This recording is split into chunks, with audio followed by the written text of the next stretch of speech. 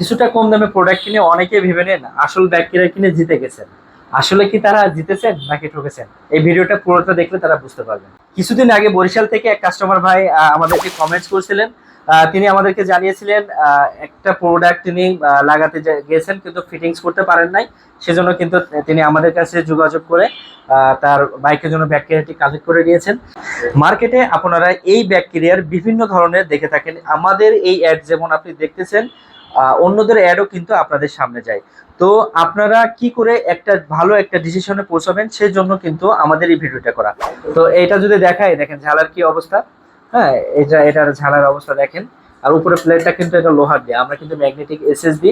এখানে কালার অবস্থা যদি দেখি, এটা একটা বিশ্রী অবস্থা, এখানে কাটিং অবস্থা খুবই খারাপ। আর এখানে কিন্তু এক্সট্রা ভাবে কিন্তু জোড়া দেয়া। আর এটা কিন্তু বাইকে লাগালেও কিন্তু এটা সৌন্দর্যটাই নষ্ট হবে, হ্যাঁ। কারণ এটা কোনো শেপ নাই।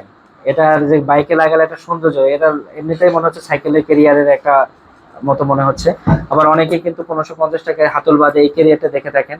আবার অনেকেই আহ, এই যে এই প্রোডাক্টটা দেখে থাকেন। এই যে ক্লামের অবস্থা দেখেন, আর আমাদের যে ক্লামের অবস্থা দেখেন। হ্যাঁ, আমাদের 8 মিলি ক্লাম ব্যবহার করা, এখানে কিন্তু 4 মিলি ক্লাম ব্যবহার করা। এখানে এক্সট্রা কোনো এই যে ফ্ল্যাট বার দেওয়া নাই আমাদের। দেখলে বুঝবেন যে এখানে ফ্ল্যাট বার দেওয়া আছে। তো এরকম কালার ফিনিশিং আছে, এই যে সাইডে যে ক্লাম আছে, ঝালাই ফিনিশিং আছে। এই যে আমাদের এই যে ফুল অ্যাকর্ড পাবেন এটা, হ্যাঁ। তো এরকম যে লো কোয়ালিটির যে প্রোডাক্টটা ভাইরা যে পারচেজ করে নিচ্ছেন, পারচেজ করে কিন্তু অনেক ঝামেলায় পড়ছেন।